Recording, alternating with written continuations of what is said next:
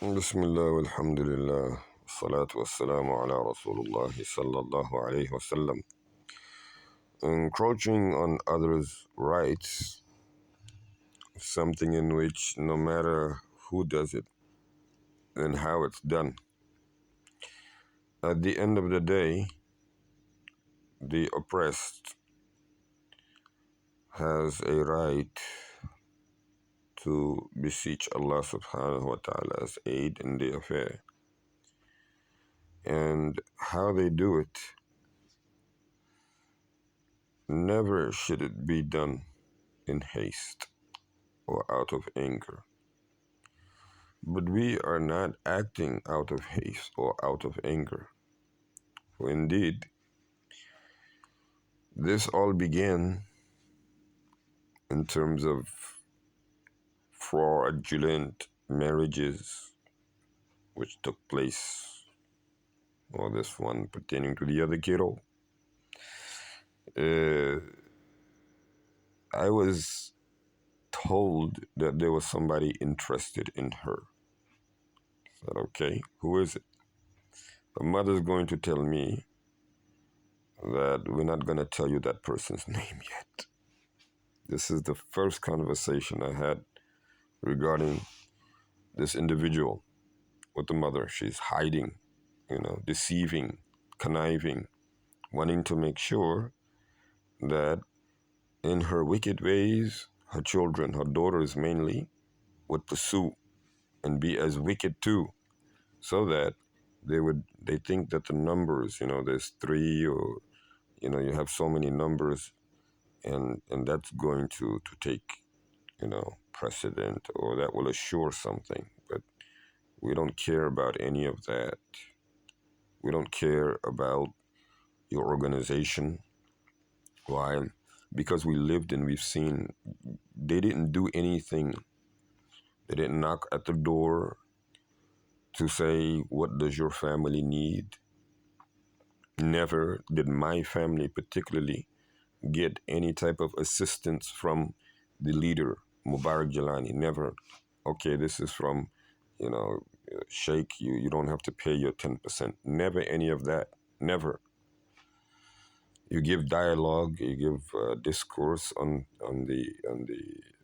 Skype, and you're looking around for answers, and you're making up, fabricating things, and people who've been hypnotized, they bought into it, like, oh, if we cannot understand him, it means our hearts are the problem. So you tell me about this, and then you also add, if you want to make it difficult. So the mother says, Aisha Muhammad Bowers. She says, yeah, this is what it is. If you want to make difficulty, then you can. But this is what it is. He's interested in her. This is what it is. If I want to make difficulty. Do you really believe that you, the individual, who thinks that you're encroaching on others' rights, even look at the American affair with the Middle East. Why is it all over the news so much? Why so much attention being put into it? Because of the fact that one has the mindset that we're entitled to doing something. You see, greedy, if you want to make difficult, then go ahead. But the one who is saying that, obviously, they have intention of difficulty coming from somewhere. Otherwise, they wouldn't be mentioning it. So my response was, Allah Jalla Jalaluhu, He made the matters easy. He gave me the right of a father. You want to make your matter more difficult for yourself, then you undermine the order that Jalla Jalaluhu provided. It did not stop there. They still want to try and somehow, this is the TMOA, Jilan Islam way. We will do this back channel thing, and then whoever that individual is, they'll we're going to use the family, since we are family, they're going to come along. This is Quran. This is Quranic revolution, declaration. Only family here is the family of Jalla Jalaluhu. We don't want any, not my own blood daughters. Well, they follow in this foolishness, corruption, and I make men's just because they're my daughters. No. Anyone, my own sons, it does not matter. Myself, first and foremost, I would rather sacrifice my mother and father than to subscribe to my children who are involved in this foolishness. Never. So this young man calls eventually because they don't want me to talk to him for a while. Eventually, when he calls, he claims, okay, first of all, he went to the school. He went to the Hafiz school, and they wouldn't tell me his name. So when he calls, I say, okay, why are you calling? Instead of him asking for my daughter's hand in marriage, he tells me that it's already been given. So, okay, yeah, go do whatever it is that they're telling you to do. Now, making it clearer and clearer and clearer to this little girl that I have completely taken the marriage off the table. I am not authorizing. You are going to cross a red line. You're already defying the Quran because the Quran that I taught you, first of all, you don't remember it. You have not perfected it. But even the ones that I direct you to look at for your own situation, you turn away from. One moment, you're on the floor, crying, thinking that your father has died. 3 months later, you talk some other rubbish, divorce, mommy. So look at you. Now, this is the condition that you are considering yourself to be a wife. And not to mention, when we said to you specifically, directly, do not create grudges in your heart for what you have no right. You're going to be angry. Be angry for the sake of Allah. You're going to be satisfied. Be satisfied for Allah's return. What you decide to do, you decide to check sides and then fabricate and fabricate and fabricate. He's not here. He was never here. You got your butt wiped. You got your bellies filled. You had your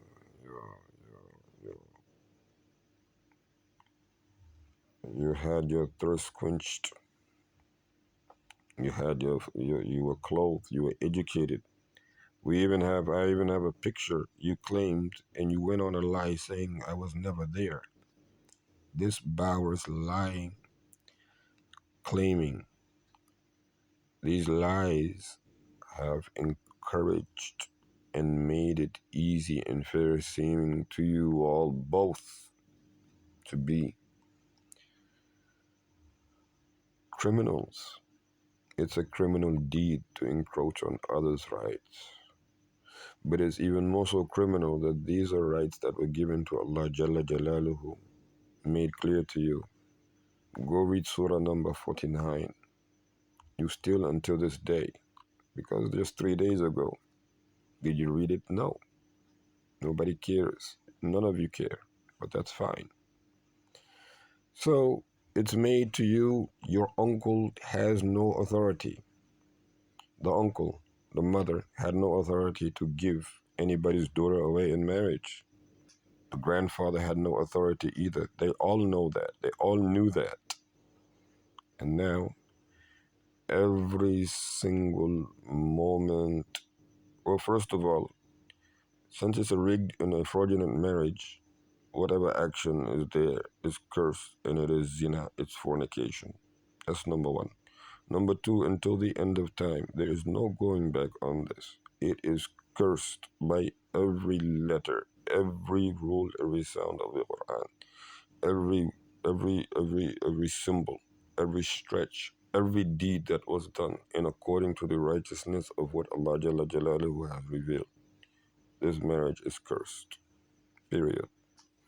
Allah subhanahu wa ta'ala, He is giving whoever He wants, whatever He wants.